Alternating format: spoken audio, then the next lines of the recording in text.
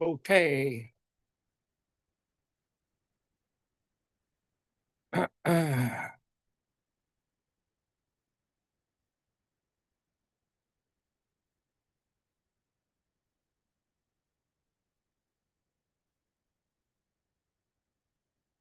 Well, here we are again. I'm prepping for tomorrow's Wednesday's uh, office hours. The last one we did was looking at Steve Keen and Marx's labor theory of value, and I completed yakking about that.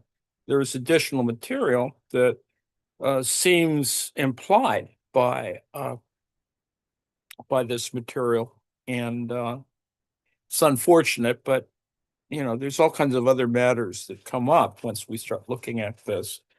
Part of it is simply fairly obvious things that there's accounting measures that have to be considered, and fortunately, there is a literature on Marx's accounting, and it's a good literature. It's primarily British, as far as I can tell, and Rob Breyer is probably Rob Breyer, and I think uh,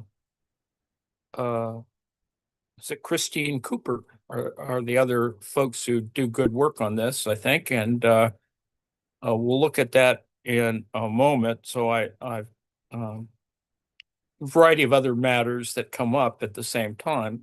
So as you can see, there's ones on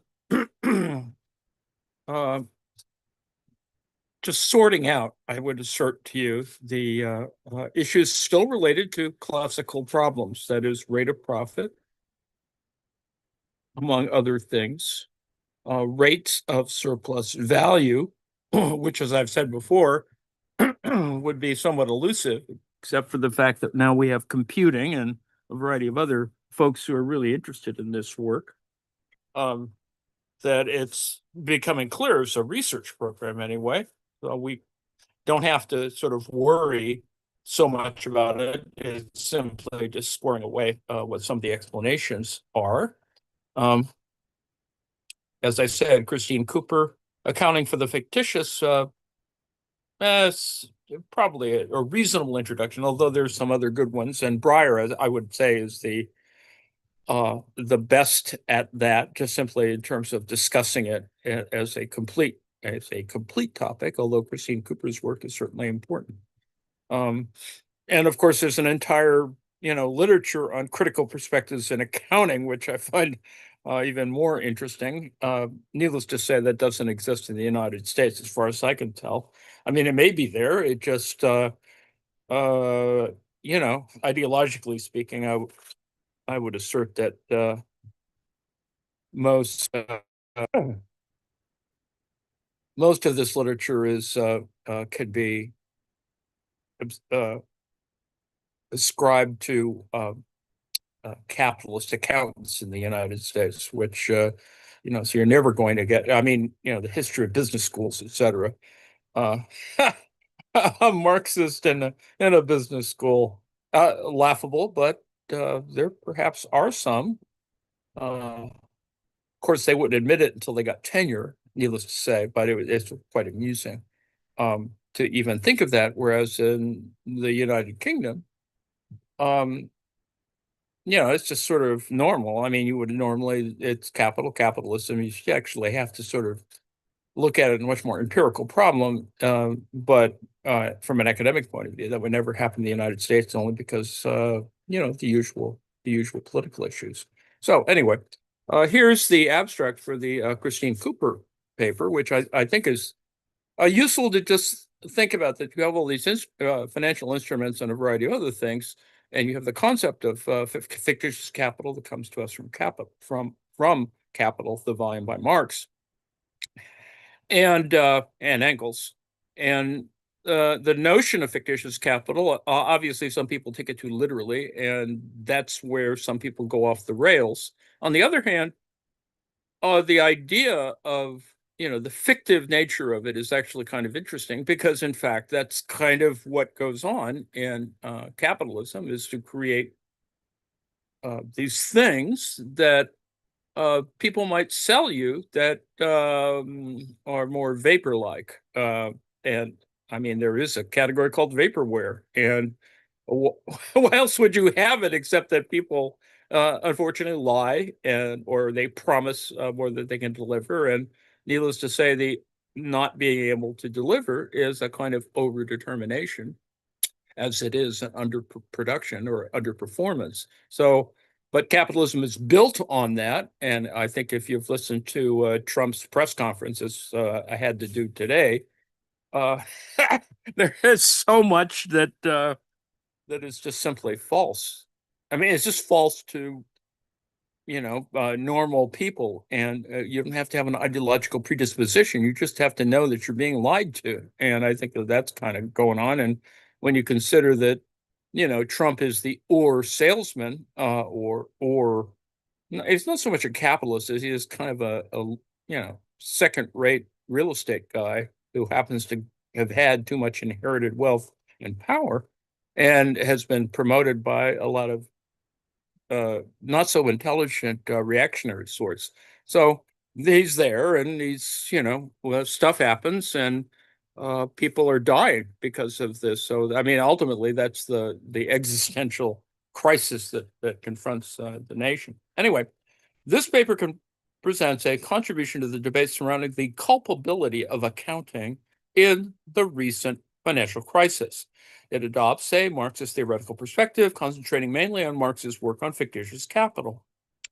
Fictitious capital is any form of investment, for example, bonds, stocks, derivatives, collateralized debt obligations, which is based on the expectation of future returns. The world is something for nothing. According to Marx, while fictitious capital is useful to capitalism, it cannot create value. Only human labor can do that. Now, we've already discussed why, there is this equivalence question, and it's an empirical question and a methodological question. And we overfocus on the issue of what counts as human labor because Marx himself has already abstracted that with the concept of labor power. So, I arguing about it as an essentialist argument is really well, one could say futile, but then again, decades have been spent working through this problem. And needless to say, I think that in the 21st century, I think we don't have to do that. And people who maintain this kind of argument are maintaining a kind of foolish, approach and a self-defeating, if nothing else. But anyway, the recent crisis was exacerbated by the significant amounts of investment which were made in extreme forms of fictitious capital. The paper argues that the accounting profession's adoption of financial economic rationalities meant that it helped to animate the form of financialized neoliberalism, which dominated at the time of the crisis. The accounting profession and accounting academics have implemented and propagated technologies and rationalities which enabled, legitimized, and drove the activities of business in general, and financial institutions in particular in the run up to and since the crisis. This is the crisis of 2007, 2008, etc. While accounting could be seen as being complicit in the crisis, it is important to remember that it was a capitalist crisis, certainly not a socialist crisis. The intuitional structures of accounting mean that it is susceptible of being captured by the most powerful in society. Now, you can see in this abstract that, accounting would, call for its own kind of instrumental, sort of neutrality in all of this. And, but the reality is, of course, much, much different from an institutional point of view. And I think if you look at the system of double entry bookkeeping and the way under which capital compounding and blah blah blah exists, you can see that if you wanted to pose an issue of fair value with and compare it to the fictitious capital problem, they're clearly not, equivalents.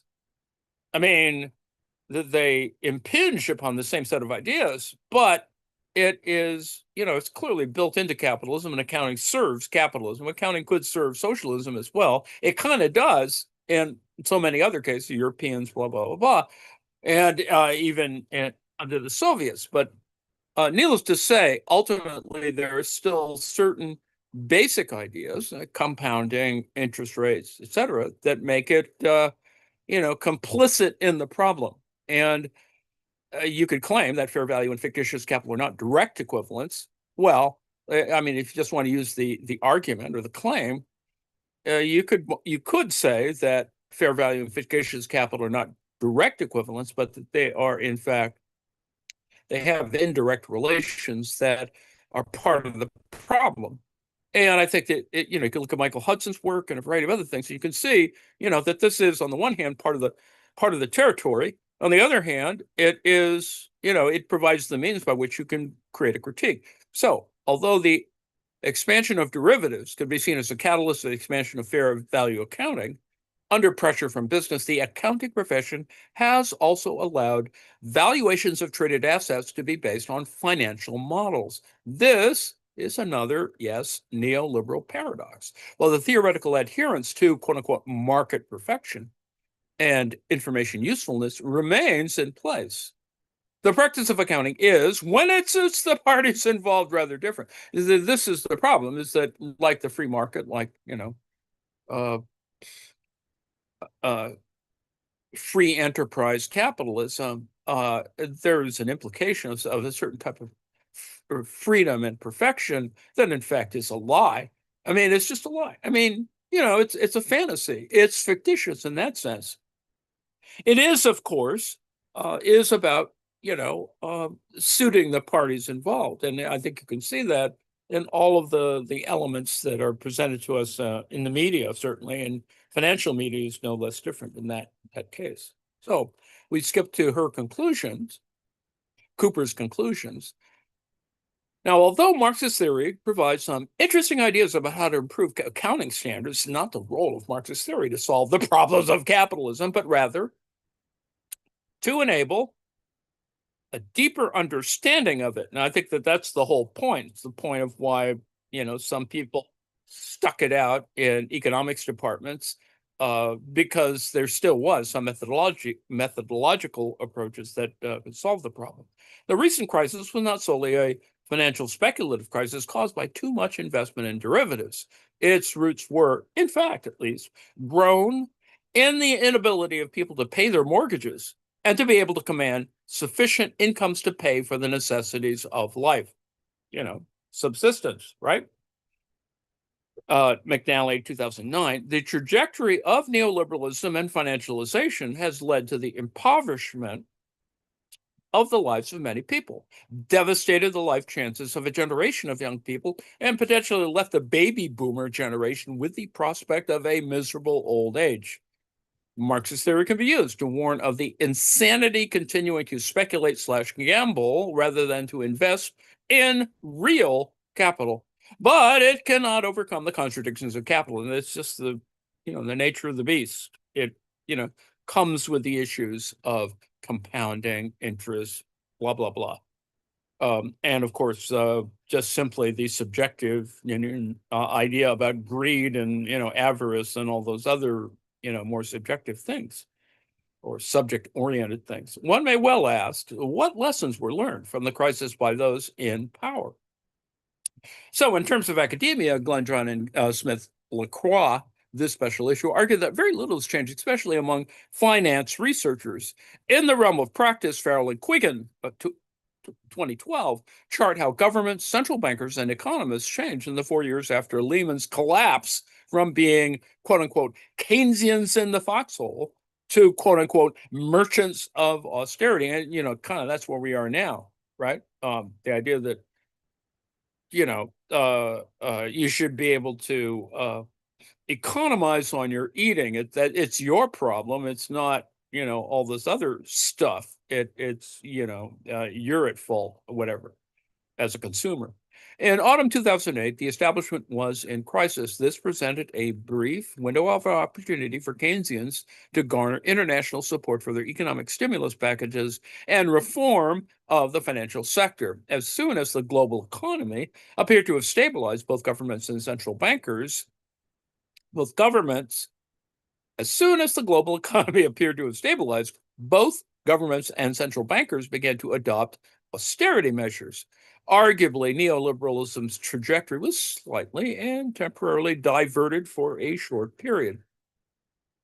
For the majority of those at the top of the finance sector, nothing much has changed.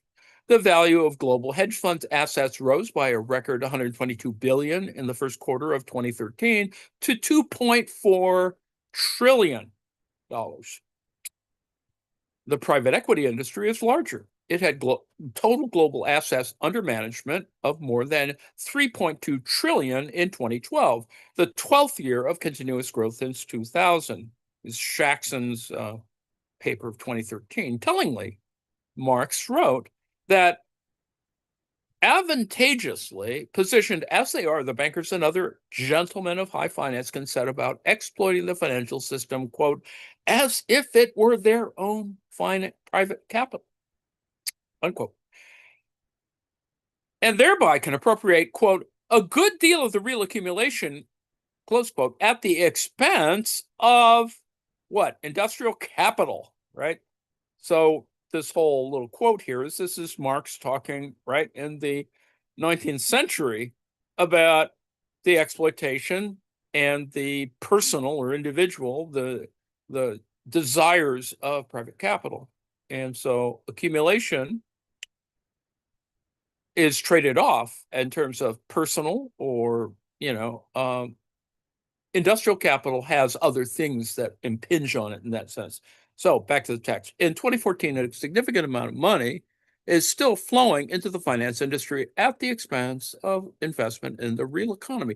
Hedge funds and private equity firms siphon off massive commissions, which might otherwise be used for, yes, more productive purposes. Accounting is an integral part of the symbolic universe of neoliberalism. Period. Accountants and their technologies played a role in the crisis on many different levels. It has been argued here that a financial economic view of the world meant that both accountants, who did not give going concern qualifications to banks which failed, and accounting academics were incapable of warning of the impending crisis. Well, that's a kind of counterfactual problem that, maybe we should not even speculate about, but perhaps, back to the text, perhaps more importantly, their technologies animate and inform individual short-term wealth maximizing strategies, which have served to enrich the few at an alarmingly increasing rate at the expense of the majority. This is, why some people want to own Greenland, for example. I mean, this is exactly short-term wealth maximizing strategies. Sad that that's what really is motivating something that's argued as quote unquote national security. It has nothing to do with national security. It has something to do with personal profit or personal security in that sense. In the wake of the back to the text, in the wake of the growth in extreme forms of derivatives, standard setters became mired in debates about how to account for derivatives. And there has been much debate about fair value accounting. Now, this has to do with there are a multiplicity of types of accounting. Some that are serve less than fair value. In fact, you could assert that there is an unfair value accounting that may be the hegemonic element here. Anyway, back to the text. In reality, in their drive for individualized wealth maximization, different industries and institutions within the same industry will battle to have the form of accounting standard that best suits their interests. Let me stop there for a second and say, best serving their interests means, of course, double entry and the fact that you have one set of data for your own profit maximizing activity, for your speculative interests, etc., and another accounting set for the feds, for the IRS, for inland revenue, uh, that is standard practice on the one hand. On the other hand, double books, double ledger stuff is also something that's also used by criminals. And so this is the fact that the two exist without much controversy in one sense is, of course, interesting. And of course, we know that some people, Al Capone, Donald Trump, have been convicted of manipulating this particular set of relations, that is adjusting value and lying about one thing to get other things. And, that's simply whatever it is, the 34 or 41 count indictments against people like Trump. And normally they would weasel out of it by, paying fines and blah, blah, blah, blah. And no one would go to jail, certainly. But it's pretty clear that if you wanted someone to go to jail, like Al Capone, you could do it. It would take a lot of work, as we sort of seen fictionalized, but anyway. And those fighting hardest for their factional interests are the paymasters of the profession. This expression, paymasters of the profession, is sort of always interesting, because who are one's paymasters ultimately? And as I've said before in other contexts, it's still ultimately about your pay stubs. Pay stubs are probably a more important object in this entire set of activities. Anyway, in terms of the contemporary debates in accounting surrounding whether or not we should have fair value accounting, mark to model accounting or something else, which will give investors information about the future. The blunt fact is that such discussions totally miss the point that the value of claims to future cash flows are, in Marxist terms, fictitious. Footnote 62. In an entirely strategic maneuver, the IASB and FASB embarked on another conceptual framework project after the 2007-2008 crisis. The outcome of this project to date has been that accounting practice has been refocused towards the need of speculators in capital markets, away from the broader social and environmental concerns that may reflect the interests of the community at large. Now, who decides that? Of course, the paymasters. Anyway, of the 8 parts of the project, the Framework 2010 embeds the financialized markets at the center of accounting practice. Shang and Andrews 2014, as in the field of financial capital, nothing much has changed in the field of accounting. The one certainty in this discussion is that there will be another crisis. I don't think you have to be a Marxist to say that. An important question is how this will impact on the poorest in society and what they can do to protect themselves. And you see, it shouldn't be that kind of, that you need tactical or strategical defense from the fact that from a crisis that on the one hand is anticipated, on the other hand, maybe that crisis shouldn't exist at all. But then again, if you argue from a certain left point of view, that's sort of is it a necessary or sufficient feature to eradicate capitalism and move on to socialism? Anyway, one of the rationalities of the system is that somehow, quote, risk can be traded away. And this is the crux of entire industries, right?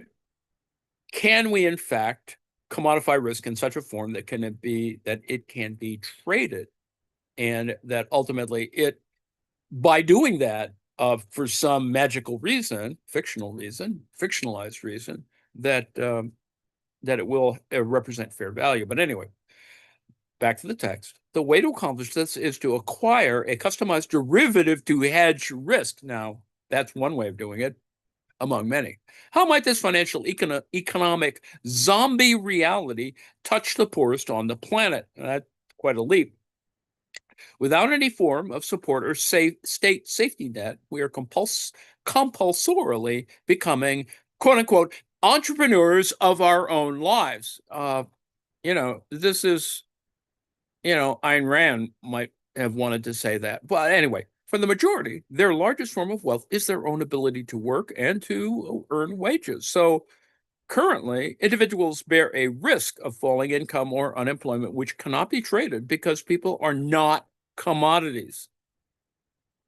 If a person were a commodity, she could securitize herself.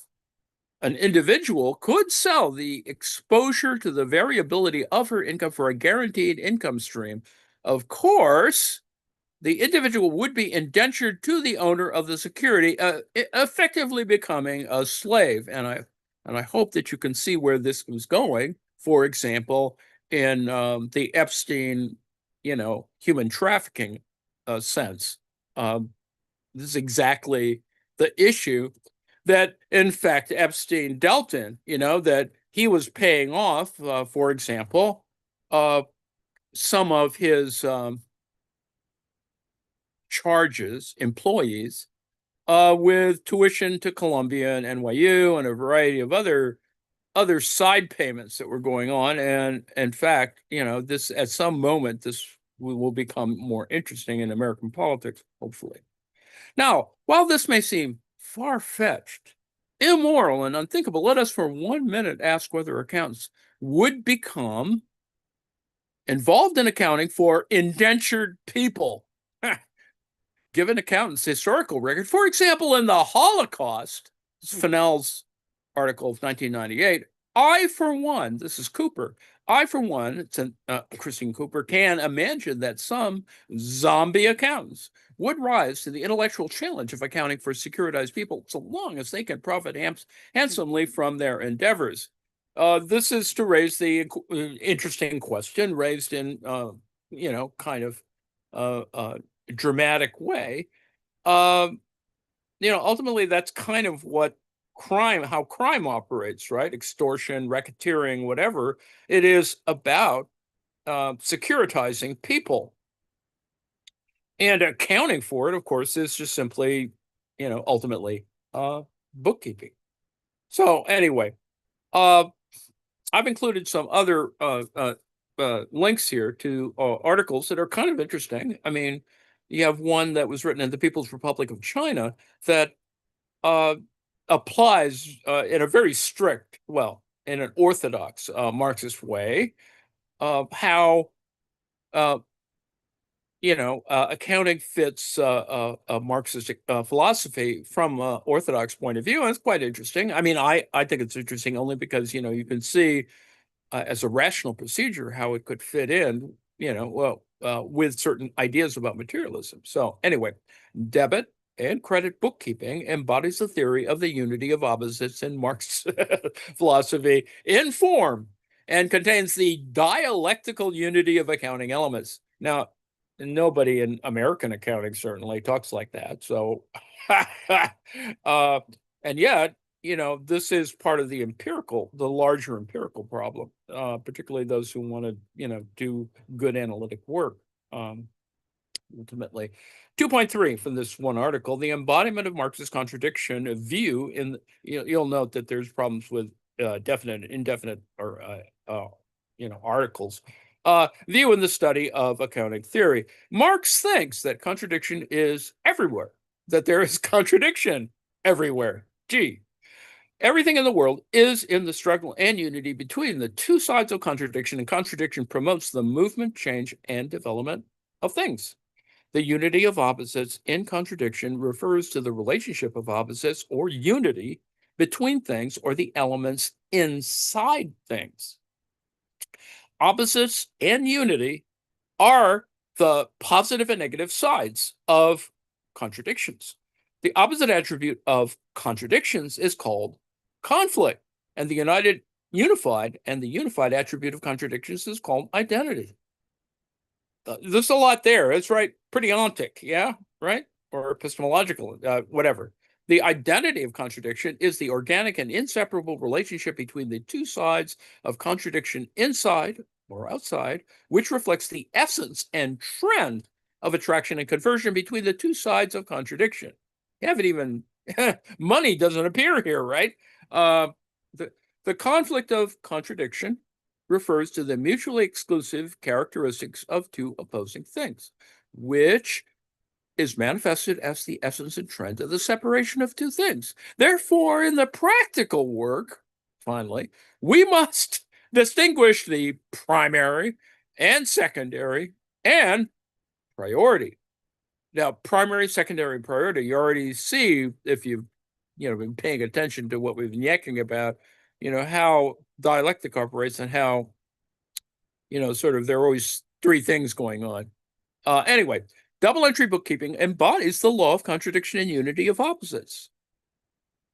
No American accounting book would say that, but I think that's actually true. The double entry bookkeeping embodies the law of contradiction and unity of opposites. The most commonly used method of accounting is single bookkeeping and re-examination bookkeeping. It's very, as they are through a certain unit of measurement in the book, according to the corresponding accounting principles of the economic business of the enterprise in the form of words or numbers registered in the book. That is the book used in bookkeeping. Double entry bookkeeping is a widely used accounting method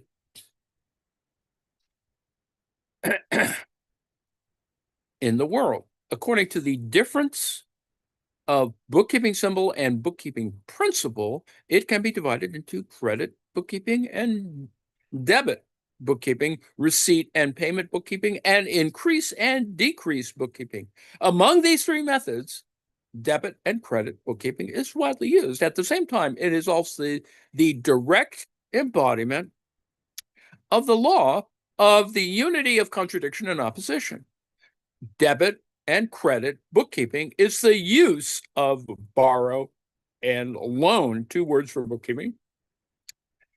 Assets, liabilities, borrow, loan, blah, blah, blah. As a double entry bookkeeping method, it is in the company's business activities or affairs, according to a certain amount of money, they orderly record the accounting elements of the change of the method. The research object of debit and credit bookkeeping is the process and result of the increase and decrease of accounting elements, which contains the unity of opposites of related accounting elements. Borrow, loan essence is a pair of contradictions. It goes beyond the original creditor's rights and debt of the meaning of barriers.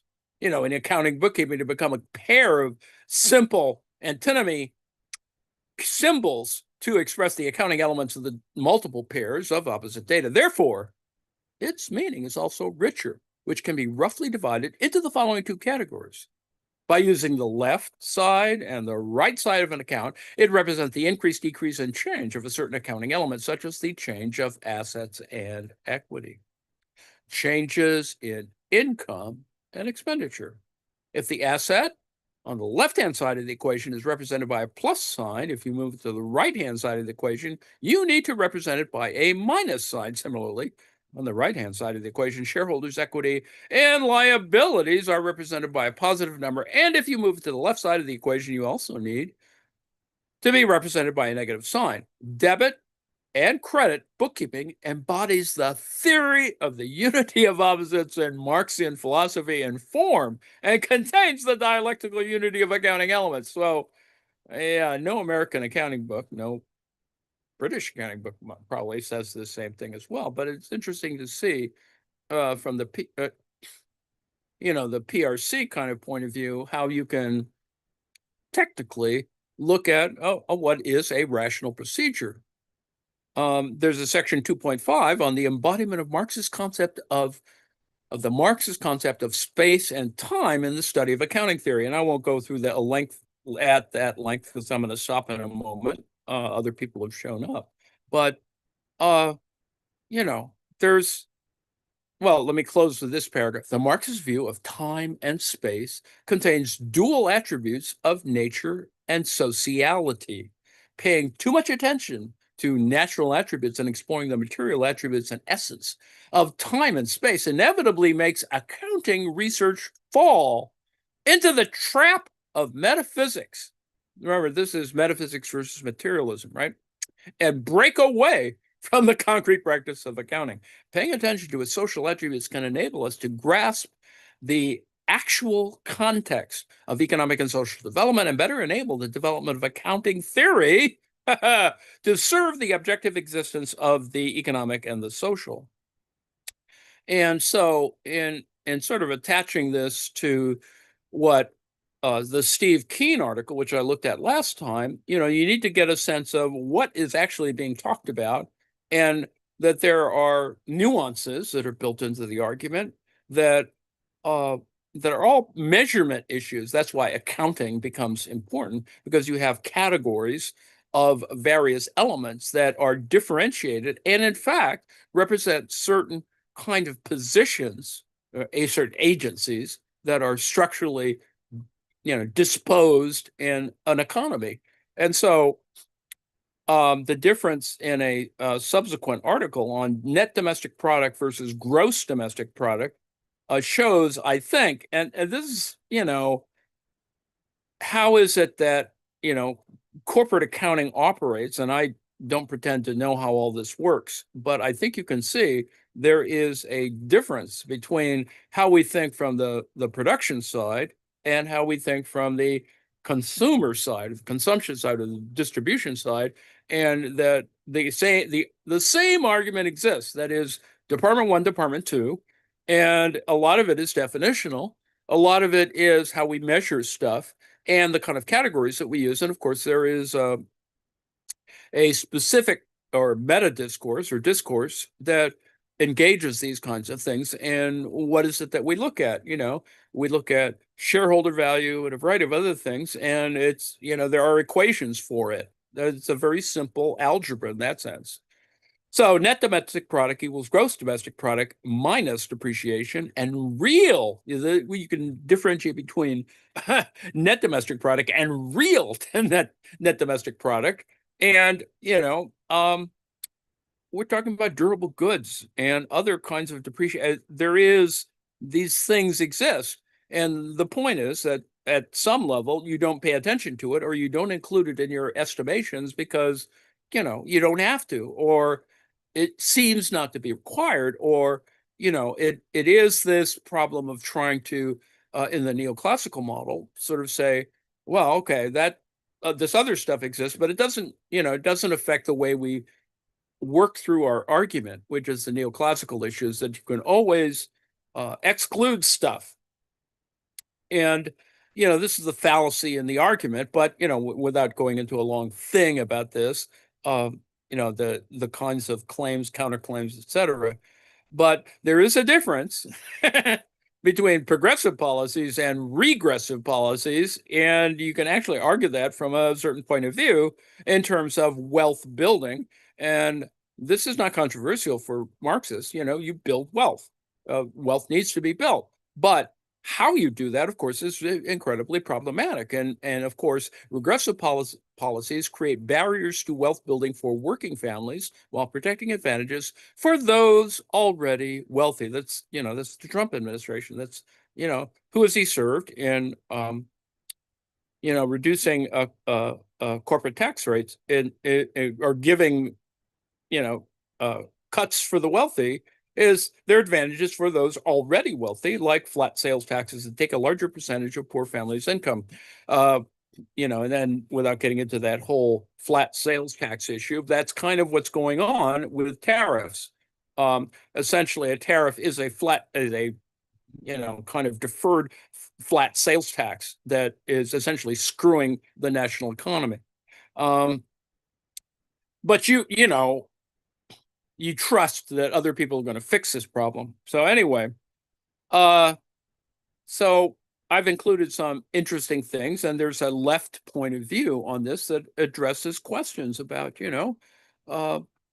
family values, that is family wealth building, thinking about, regular people as opposed from a class point of view than, all those rich people, whatever. So the point is, this diagram illustrates the fundamental measurement problem at the heart of our economic accounting. Current calculations treat consumer durable depreciation as invisible, but the laws of physics don't care about economic theory. When your refrigerator or car loses value, that represents real economic loss that reduces family net worth. The circular flow shows how wages become spending, which becomes business revenue, yet the current system only counts depreciation flowing out of the business side.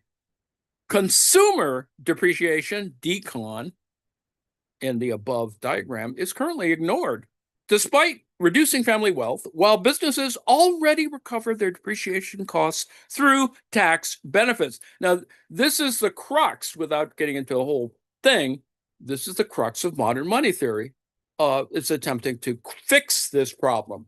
And at least points of view about fixing the problem, which, is really it's about all those things like equity, fair value, class struggle ultimately, but no one would talk about it in those terms, but still is about that. Uh, I included a thing on because I don't know enough about it, about depreciate. I've studied it, and it just confuses me only because I'm easily confused about depreciation formulas, net present value, a bunch of other crazy things, but they do exist. They will exist when I have to talk to an accountant or, a tax lawyer. And so, you sort of got to deal with that. So I'm going to end in a moment here so others can do what they're going to do. Uh, but I thought I would at least introduce this for, a few minutes. What I had intended to yak about, and the original article that we're going to look at is an article that I covered in the last thing, our last little session about use value, exchange value, and the demise of Marx's labor theory of value. See, we got to accounting, but you sort of need that to work through this issue that it's not as problematic as one thinks. And once you start to see it as this a much more rational problem and one not overburdened with certain kind of strange kind of ideological positions, it makes a lot of sense that you still need to account for use value, exchange value. Uh, it's there, and your decision about it depends on kind of these kind of set of positions you want to take and how open you are to whether or not that's going to be useful to critique to your analytic model. And so there's that. And so I'm going to stop because I've already exceeded my allocated time. Let me thank you for your attention. Uh, Hope that you'll read the stuff. And I will include the